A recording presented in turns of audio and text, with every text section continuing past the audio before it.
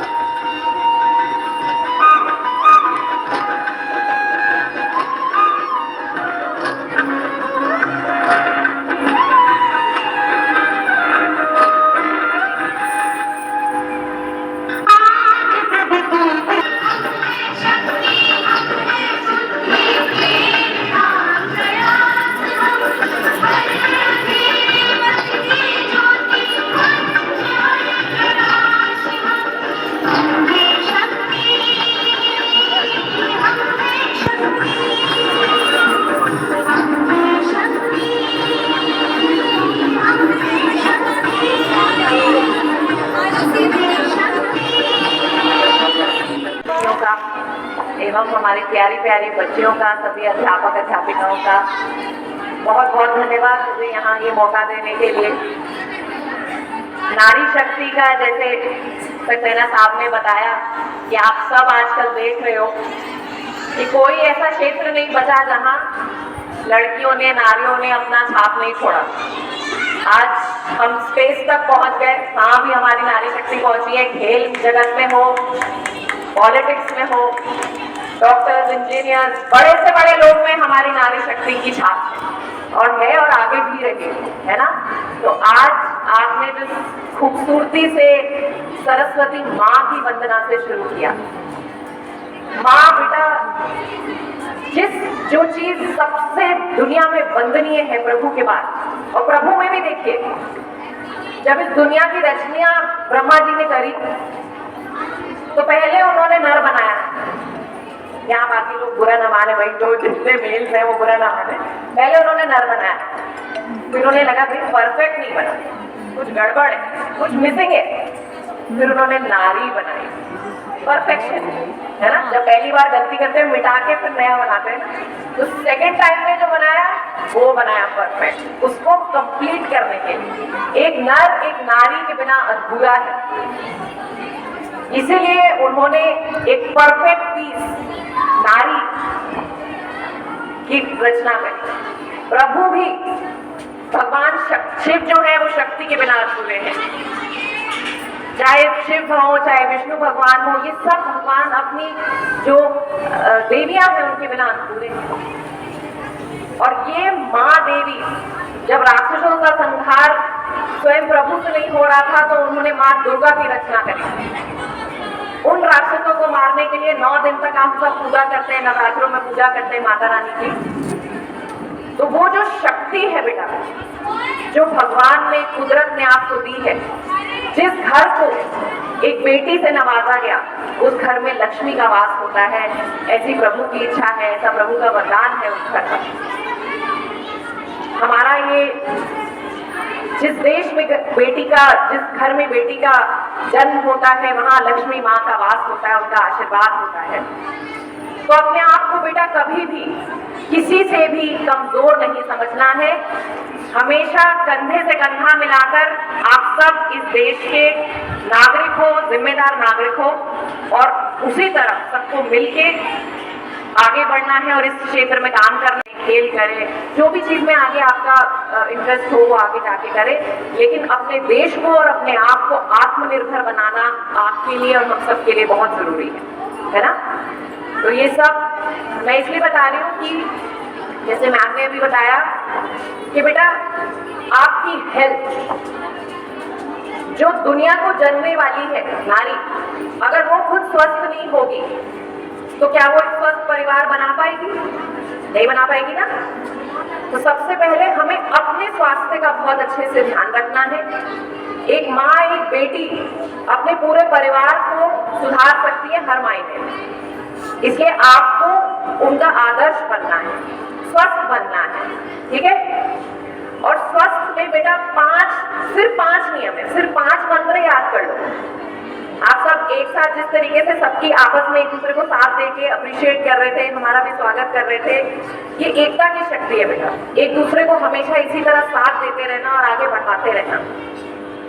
तो वो 5 मंत्र जो मैं बता रही थी कि सेहत के, सबसे पहले बेटा आपका खान पान, ठीक है। कोई बहुत ऐसी अनोखी विदेशों से लाई हुई चीज नहीं खानी है आपको। सिर्फ जिसे हम बैलेंस डाइट कहते हैं, न्यूट्रिशियस डाइट कहते हैं, चाहे वो फल हो, सब्जियां हो, दूध, दही। सबसे पहले आप क्या खाते हो, किस समय खाते हो, कितना खाते हो, वो आपकी जरूरत के हिसाब से होना चाहिए। दूसरा, आप व्यायाम कितना करते हो। खाने के साथ साथ अगर हम व्यायाम रोज ना करें तो भी हमारा शरीर कभी भी तंदुरुस्त नहीं बन पाएगा, है ना। तो हर रोज कम से कम आधा घंटा अपने लिए निकालो। अभी तो आप लोग स्कूल में हो तो आपको स्कूल के बहुत सारे कार्यक्रम में व्यायाम करने को मिलता होगा, लेकिन आगे भी बेटा जिंदगी में कभी इसको छोड़ना नहीं, ठीक है। क्या खाओगे, क्या व्यायाम करोगे, और नींद बेटा।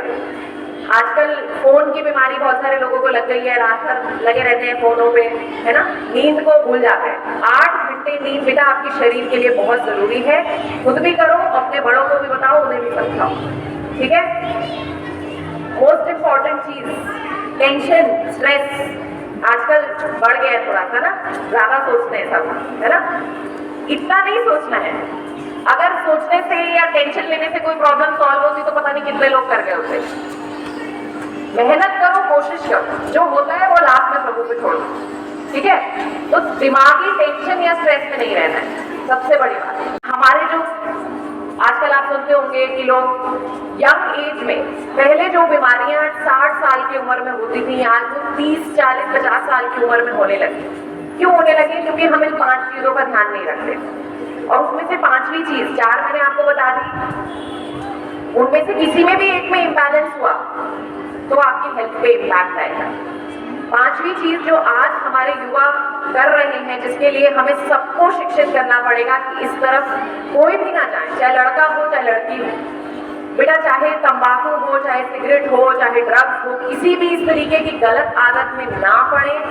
ये आपके स्वास्थ्य को जितना हानि पहुंचाता है उतना आप सब कुछ अच्छी चीज करी कराए पर पानी डाल देता है। तो इन सब चीजों में अगर आपके घर में, आपके परिवार में कोई बड़ा बुजुर्ग, कोई भी व्यक्ति हो आसपास, आपके दोस्त हो, उन सबको बताएं ये सब चीजें बेटा बिल्कुल ना करें, आपको स्वास्थ्य को बहुत हानि पहुंचाती है, तो इससे सबसे दूर रहें, ठीक है। अब जो महावरी के टॉपिक के बारे में हम बात कर रहे हैं, जैसे मैं आपने बताया बेटा ये नॉर्मल है, ये वृक्ष है, ये कुदरत ने बनाया है, सभी पशु पक्षी हम सबको कुदरत ने बनाया है। अगर इसकी पत्तियां झड़ जाती, वो इसके एक मौसम ऐसा आएगा जब ये पत्तियां झड़ जाएंगी और उसके बाद दोबारा आएगी। ये कुदरत है। कुदरत ने महिलाओं को, नारियों को ये शक्ति दी है कि उनके अंदर एक अंग दिया है उन्हें, जिसे हम यूट्रस कहते हैं, जो वूम है, जिसमें एक बच्चा पलता है। वो वूम जो है वो आज तक आर्टिफिशियल बना नहीं पाया कोई, साइंटिस्ट लगे हुए अभी भी कोशिश कर रहे हैं, लेकिन वो कुदरत की देन जिसमें 9 महीने तक एक बच्चा पलता है और फिर इस दुनिया में आता है। वो जो यूट्रस है, इस यूट्रस जो हमारा रिप्रोडक्टिव सिस्टम है, उसमें जो वो यूट्रस है वो हर महीने, जब 12 साल की उम्र से लड़कियां बड़ी हो जाती हैं, आमतौर पे 12 से 15 साल की उम्र पे शुरू हो जाता है, ये संकेत है कि हम अब मैच्योर हो रहे हैं और अब हमारा जो रिप्रोडक्टिव सिस्टम है वो अब काम करना शुरू हो रहा है। अब वो हर महीने तैयारी करता है कि जो हमारा अंडाशय होता है, जो ओवरीज होती है, वो हर महीने एग रिलीज करती हैं।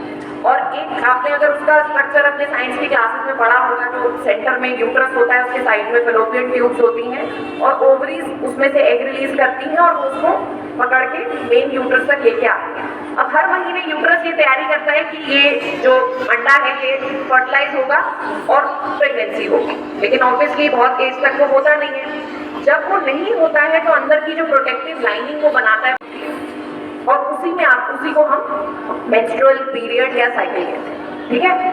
तो ये जो महावरी है ये नॉर्मल है, किसी को अलग अलग टाइम पे शुरू होती है, किसी को जल्दी शुरू होती है, किसी को बाद में शुरू होती है, किसी को 3 डेज तक होती है, किसी को 5 तक होती है, किसी को 7 डेज तक होती है, किसी को ज्यादा होती है, किसी को कम होती है, किसी को ब्लड क्लॉट्स भी निकलते हैं।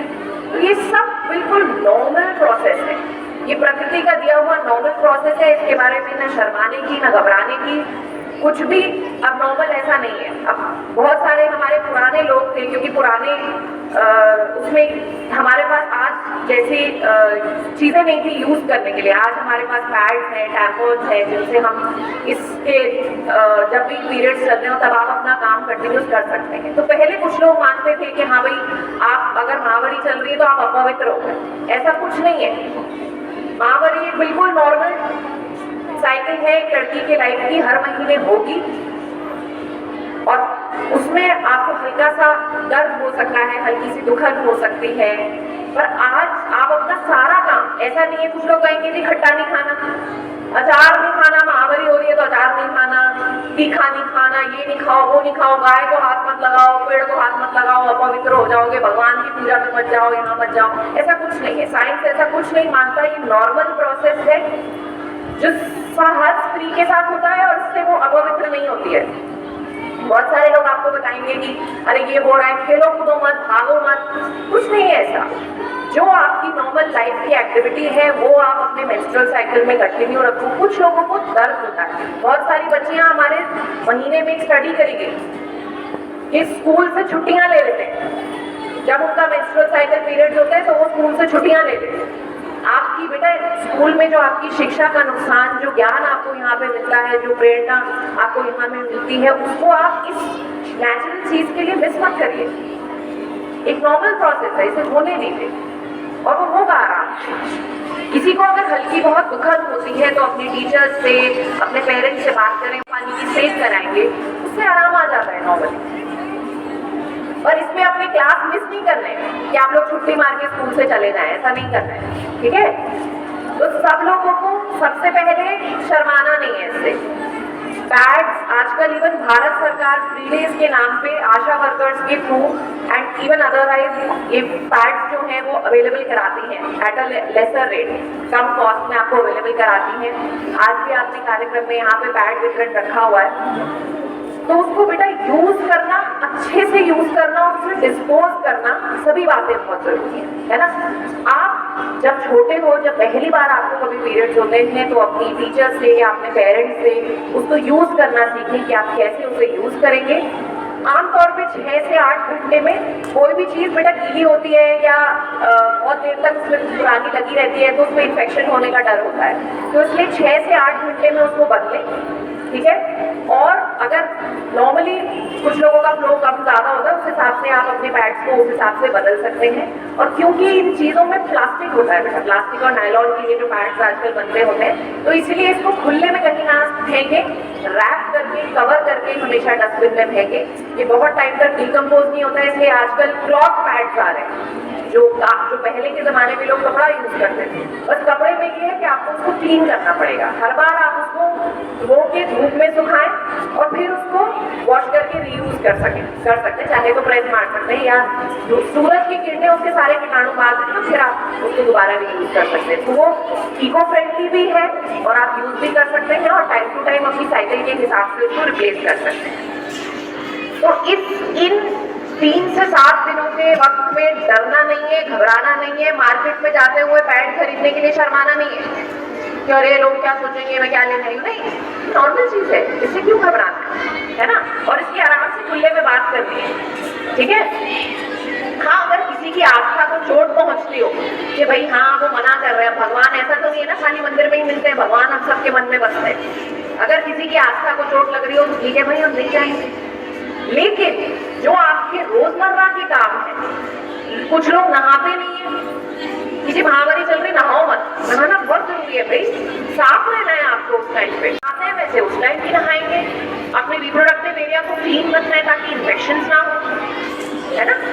तो सभी बच्चियों को यहाँ पे आपको जब भी आपका वो पीरियड स्टार्ट हो, आप हो, आपकी छोटी बहनें हैं, आपके दोस्त हैं, सबको ये बताना है कि भाई ये एक नॉर्मल चीज है, घबराना नहीं है। जो दिक्कत हो अपने बड़ों को, अपनी टीचर्स को बताना है। अगर किसी को ज्यादा दिक्कत होती है तो फिर वो डॉक्टर से बात करके आपकी उसमें मदद कराएंगे, ठीक है। लेकिन सभी लोगों को ये ध्यान रखना है कि इसे तुम्हें अपनी ग्रोथ में अड़चन नहीं बनने देना। नॉर्मल प्रोसेस है, होने दो जैसा हो रहा है, ठीक है। ये भगवान ने एक एक्स्ट्रा शक्ति दी है, उसी का एक साइड इफेक्ट तो नहीं है, बट हाँ एक प्रोसेस है, ठीक है। चलो, बहुत बहुत बढ़िया और बहुत धन्यवाद आप सब लोगों का बुलाने के लिए, इतने अच्छे से सुनने के लिए। और आप लोगों ने जिस तरीके से वो इकट्ठे सबका जयकारा किया, सबका स्वागत किया, वो बहुत ही बढ़िया लगा, ठीक है। चलो, बेस्ट।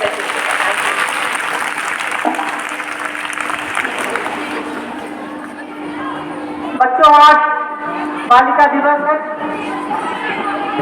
आप सबका दिन है। इस दिन की सबको बहुत बहुत कामनाएं, बधाई। अभी डॉक्टर पल्लवी ने आप लोगों को पीरियड्स के बारे में बहुत डिटेल में बताया। सुशीला जी ने अपनी बात रखी। आप लोगों को बहुत ज्ञानवर्धक भी हुआ होगा।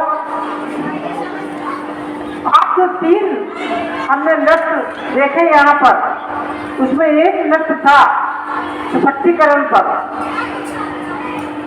आज हम चारों तरफ से सुनते हैं कि महिला सशक्तिकरण हो रहा है, महिला सशक्तिकरण होना चाहिए, लेकिन हम तो जानते हैं और आप सब लोग अभी सीखेंगे, पढ़ेंगे कि महिला सशक्तिकरण तो प्रारंभ से ही था।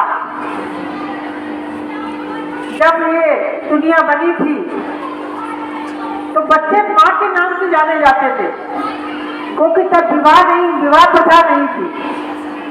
इसलिए जो भी बच्चा पैदा होता था उसको माँ का नाम दिया जाता था और माँ घर की मुखिया होती थी, उसी के शासन चलता था, उसी की बात चलती थी। परंतु धीरे धीरे हमारी बेटियां जो हैं, हमारी महिलाएं जो हैं, नारी पक्ष जो है वो शारीरिक रूप से थोड़ा कमजोर है, परंतु बौद्धिक रूप से बहुत सशक्त है। इसलिए पुरुष प्रधान समाज बन गया। पुरुषों ने, क्योंकि वो ज्यादा बलशाली थे, इसलिए उन्होंने महिलाओं पर अत्याचार करने शुरू किए।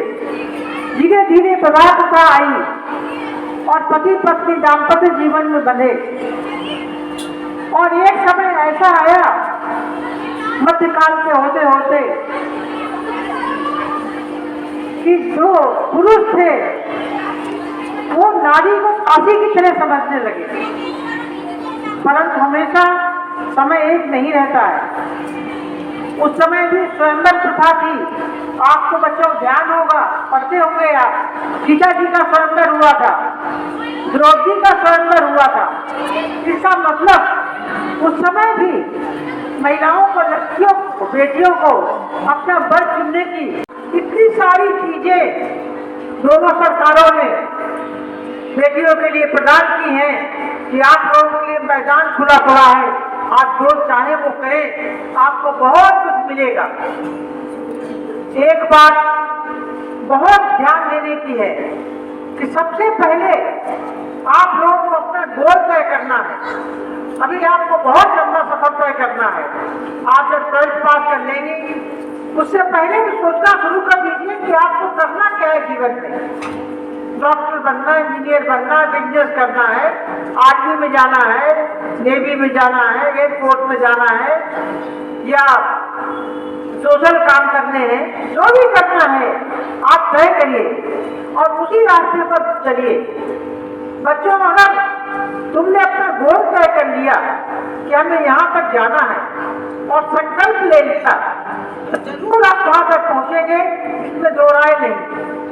अगर आप संकल्पित हो जाते हैं कि हमें तो यही बनना है, तो कोई भी ऐसी चीज नहीं जो आपके आगे आ सके, आप जरूर पहुंचेंगी।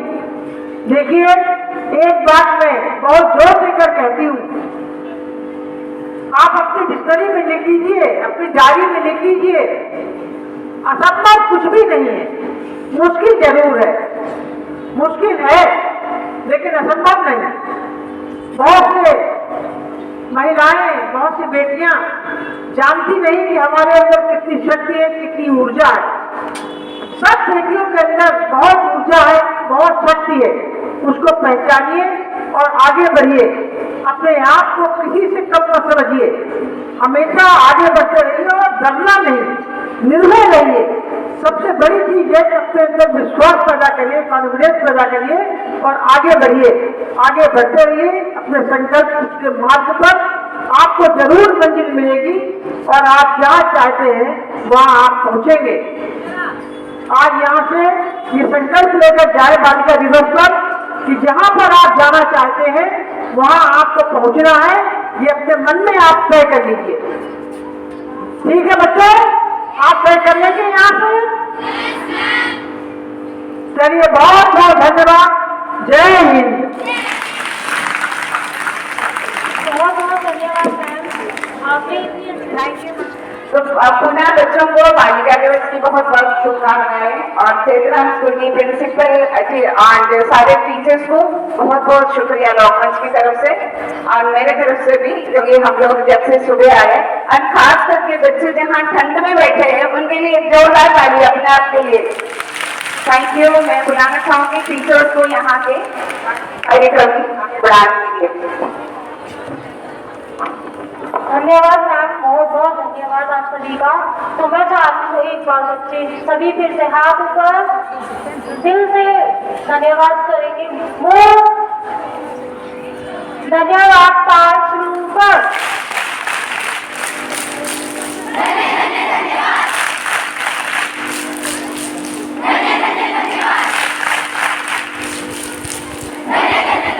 बहुत बहुत धन्यवाद मैम।